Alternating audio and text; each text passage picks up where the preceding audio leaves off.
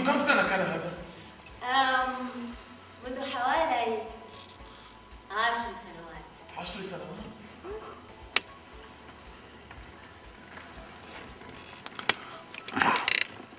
هل غنيتي في الحفل السنوي للمدرسة؟ تذكرتك. غنيتي يومها؟ غنيتي يومها غنيتي طفل يفكر بالحياة فيحمل الشتاء يغمسها بالألوان، يلون الزجاج فتزهو النوافذ بألوان الفرح. ما أحلاه قوس قزح. طفل يفكر بالحياة يغمسها بالألوان، يلون الزجاج فتزهو النوافذ بألوان الفرح. ما أحلاه قوس قزح.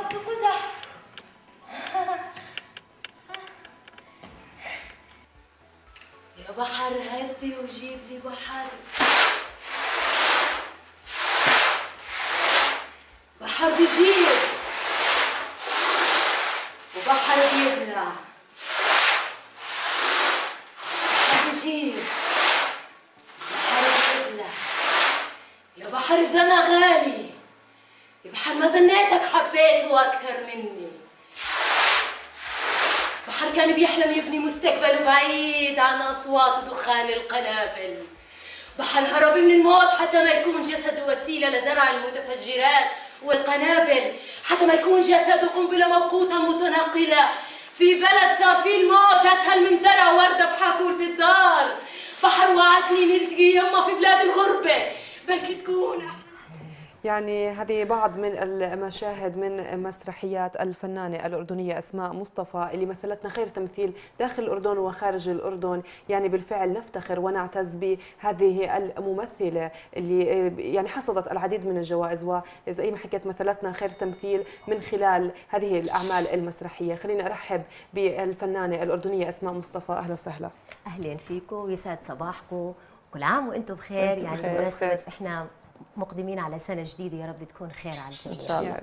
حصلتي على عديد من الجوائز، هذا بدل على مثابرة وعلى حب العمل.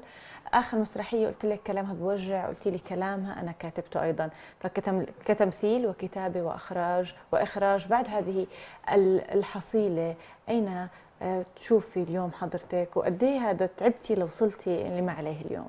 يعني شكرا لهذا السؤال.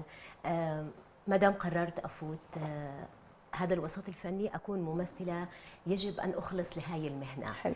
مهنة التمثيل مهنة مو سهلة إنك تكوني فنانة ممثلة.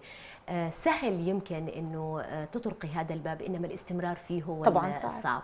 هذا بيحتاج لمثابرة، بيحتاج لجهد، بيحتاج لثقافة، بيحتاج لبحث دائم، طبعا. بيحتاج لتطور دائم لوين كنا ولوين وصلنا. أنا كثير مبسوطة إنك حطيتي مثلا المسرحية من 2009.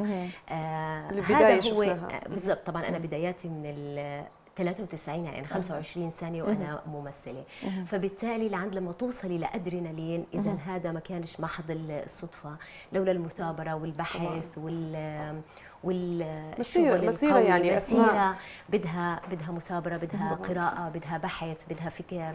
طبعا يعني أسماء شفناكي بأدرينالين وهو عمل مونودراما. قد ايه صعب انه المونودراما بقول لك انه هي بترتكز على الممثل بس لحاله، فبكون قد ايه المجهود مضاعف على الممثل. نحكي عن تجربتك بادرينالين وايضا عن الجوائز اللي حصلتيها يعني بعد هذا العمل اللي قدمتيه. يعني ادرينالين لها حاله خاصه عندي، لانه انا اول مره باخذ تجربه مونودراما، انه انا ممثله وكاتبه النص ومخرجه. اشتغلت قبل هيك مع سامح حجازي، كانت في فلسطين، اسمها فوزيه، كنت فيها ممثله. اما هاي انا مستلمه فيها 3 عناصر، هم 3 عناصر مهمين.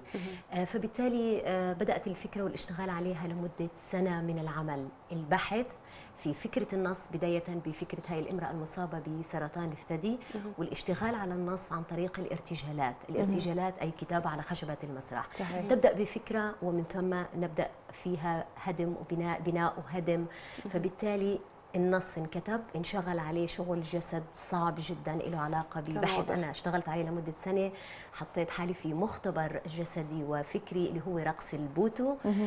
فبالتالي هاي المسرحية افتتحتها عربيا، وجهت لها دعوة في مهرجان تيرو الفني الدولي في لبنان، والحمد لله ربنا أكرمنا وأخذت فيها أفضل عرض متكامل. ما شاء الله. وبعديها رحت على أربيل برضو، وجهت لي دعوة وأخذت فيها أفضل تيمة مسرحية. والحمد لله هلا بدايه السنه القادمه رايحه فيها على مهرجان مراكش للمونودرام، برضه هو دولي للمسرح. حضرتك ممثله وكاتبه ومخرجه، ماذا يكمل اسماء؟ يعني هو انا هي ثاني تجربه اني انا بكتب نصي، كانت بعد سليمه. هو كتابة من نوع آخر وليس التأليف، إنما كتابة للخشبة للمسرح. هذه تجربة برضو أنا يعني خطها وحطيت نفسي فيها في مختبر. أنا بحب نفسي كممثلة أكثر، إنما الممثل أيضا يستطيع إذا كان هناك بحث وكان هناك طور أدواته يستطيع أن يكتب نص الخشبة. فبالتالي في الإخراج هاي التجربة الثالثة على صعيد الإخراج للكبار، وهي الخامسة الأطفال. يعني أنا في رصيدي 5 تجارب إخراج، إنما في كل سنة أو سنتين أو نقول 3 مثلا حسب أنا وين بدي أروح، أقدم تجربة لها علاقة بتجربة الإخراج، لأنه هذا بياخذ مني وقت. أنا ما بقدرش أقدم كل سنة تجربة صح.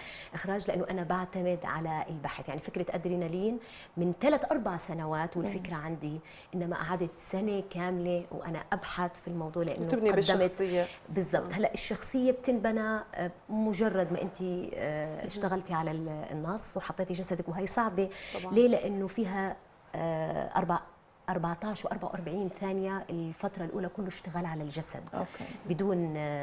بدون يعني ما قدرنا نعرض مقاطع كثير منها، ولكن كان يعني المسرحية موجودة كاملة عندنا. قد ايه كان في اشتغال واضح على الجسد من خلال الرقصات ومن خلال الإيماءات حتى الوجه. أنا عم بشوف قد ايه يعني هون رسالة. يعني هذا الفن إذا بدنا نحكي أو النوع من المسرح اللي بيميل هو المونودراما، قد ايه بيكون في اشتغال على الجسد، انك تبعث الرسائل من غير ما تحكي ايضا. يعني ما هي هذا البحث اللي كان عندي، انه في دلالات.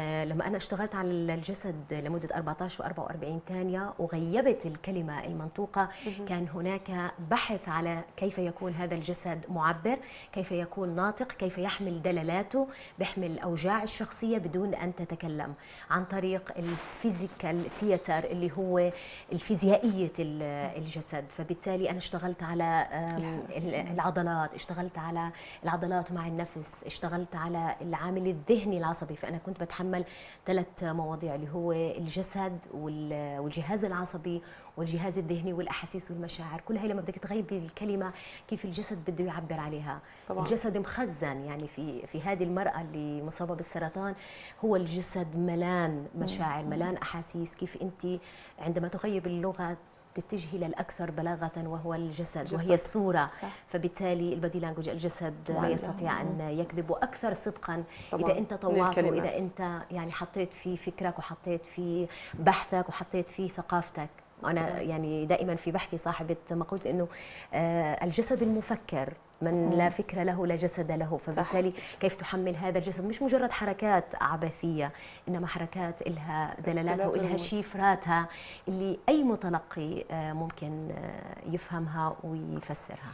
هلا شفناك أسماء بالمسرح، شو وضع الدراما؟ في مسلسلات مطروحة عليك الآن تشاركي بأدوار، بس أنا هيك شعرت بأنه أنت بتحبي المسرح أكثر من الدراما، لأنه نظرا يعني عديد من المسرحيات لك من فترة، يعني من 2009 المسرحيات ولا قبل حتى؟ لا، أنا من أول تجربة كانت للأطفال في ال 93 93 للأطفال. بعدين قصدي كتابة وإخراج وهيك. أنا من 10 سنوات خضت أول تجربة إخراج إلي كانت بس الدراما شو وضعك أنت بالدراما هلا؟ يعني الدراما أنا بحبها. يعني أنا ممثلة أصلا دوبلاج، إذاعة. أنا أصلا بديت في الدوبلاج وبالإذاعة، وبعدين انتقلت التلفزيون كانت لي تجربة، وبعدين انتقلت الى المسرح. بس انا دائما بقول انه المسرح عشقي والسينما حلمي. انما التلفزيون تعرفي انت عجله الانتاج صح. مش سهله في الاردن، وعم تتعرض لشوي من المشاكل. فبالتالي انا بغيبش يعني عن الدراما. بجوز كل سنتين كل ثلاثه اذا بنعرض علي دور انا بلاقي حالي فيه وبقدر اعطيه فليكن. يعني بالعكس بحب التلفزيون، ما بحبش اغيب عنه. بس المسرح عشقك. المسرح شاشه، يمكن لانه الاشتغال عليها بياخذ مني وقت، فبالتالي الشخصيه بتنضج معي اكثر، بقدر اعمل فيها بحث. انا كثير بحب وعدا عن البحث. تواصلك المباشر مع الجمهور انه بيكونوا بنفس المكان، هذا قد ايه كمان هذا له كثير دور. حلو، انك عم بتحسي انفاسه، عم بتحسي قديش هو معك. هذا التواصل، البث حي ومباشر، الان وهنا في المسرح. كيف انت بتبثي، فبتلاقي بتحسي انه اللي انت عم تعطيه في ذات الوقت متابع ومعروف ومحسوس. يعني انا بكون على خشبه المسرح، انما جسدي مع جسد المتلقي، انفاسي مع انفاس المتلقي.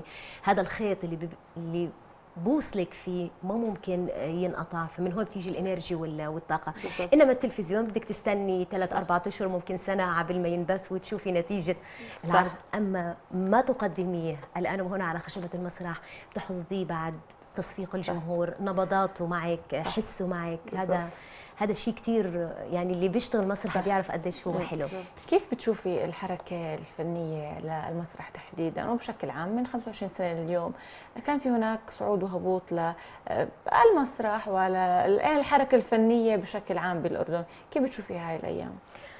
يعني الحركة الفنية بالأردن بالذات ما بنقدرش نفصلها عن الباقي، هو العالم كله يتغير الآن. بس نحن أقل بتلاقي وأكثر وجودا حاليا، كنا بفرة معينة. لا، احنا مستمرين. انت اللي بتشوفيه احيانا صدقا جهود فرديه. يعني طبعاً. أنا هذا العمل انا انتاجي وانا اللي بسعى له. جميع الفنانين فرض الاردنيين حاله. اللي كلهم بنشوفها طبعاً. اسماء برزت، ويعني تصدرت المشهد الفني الاردني، كلها جهود شخصيه طبعاً، للعلم، هذا لانه مغيب بشكل واضح دور وزاره التربيه والتعليم، وايضا دور نقابه الفنانين اللي هي بتعتمد على وزاره ليش التربيه والتعليم، وزاره الثقافه عفوا.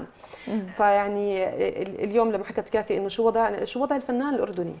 يعني وضع الفنان الأردني دائما احنا بنقوله هذا بنناضل فيه منذ سنوات.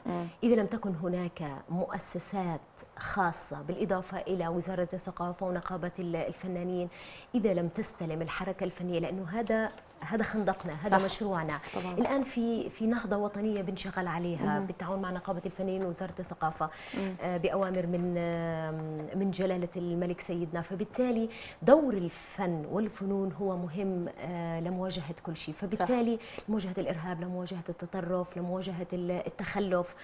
فبالتالي احنا مطالبين، سواء كنا كأفراد أو كفرق أو كمؤسسات، مطالبين بالتكاتف، الوحدة الواحدة.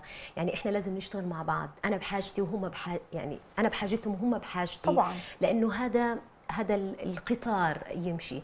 فبالتالي الحركة الفنية بتحتاج أيضا إلى دعم المؤسسات الخاصة، بتحتاج كمان إلى صدق وإخلاص فيما تقدمينه حتى تثبتي موجوديتك، سواء كنت في الأردن أو خارج الأردن. فبالتالي إحنا بنسعى دائما إلى أنه إحنا نشكل حالة فنية مهمة نقدر ننافس. إحنا عندنا فنانين كثير نقدر ننافس فيهم جوا الأردن وبرا الأردن. صحيح. بنثبت وجودنا. فبالتالي إذا ما كان هذا الدعم من كافة المؤسسات لأجل النهوض بهاي الحركة الفنية الأردنية، راح تكون في إن شاء الله. يعني أخيرا قبل ما نختم أسمع معك، بنشوف شو جديدك، شو القادم، شو محضرة للسنة الجديدة؟ من أي ناحية؟ من ناحية فنية. من ناحية نحكي بيني وبينك. من ناحية فنية. هذه المسرحية إن شاء الله راح استقبلها ب 2019، إنه أنا مشاركة بمراكش، وعندي كمان بالتعاون جولة عروض راح احتمال تكون كمان في سوريا، في تونس عندي جولة عروض راح تكون مهمة لمدة شهرين. ويعني العمل عم بيفرض وجوده وعم بيفرض إمكانياته. لازم اشتغل عليه منيح وراح ينعرض كمان ان شاء الله في الاردن، عم بجهز له كمان لافتتاح ان شاء الله. يا رب منيح. يا رب كل التوفيق أسماء. يعني قد ايه نحن مبسوطين فيك، بنفتخر وبنعتز بكل فنانيننا اللي بيشتغلوا دائما، بيسعوا لحتى انهم على رغم من الصعوبات وعلى رغم من الظروف الصعبه اللي بمر فيها الفن الاردني، الفنان الاردني، لانه ما زال يثبت انه موجود وانه عنده، لانه الابداع نحن بنحكي مستمر. لما حكيتي بالبدايه اهم شيء انه الاستمرار، مش انه انا اعمل عمل قوي وانه خلص، لا الاستمرار، وانت استمريتي. نشكرك، نشكر تواجدك معنا. كل التوفيق أسماء. شكرا لكم، شكراً لك. صباحكم الجميل. اهلا وسهلا. كل عام وانتم بحب وأنت وامان وسلام. وانت وأنت بخير. بخير.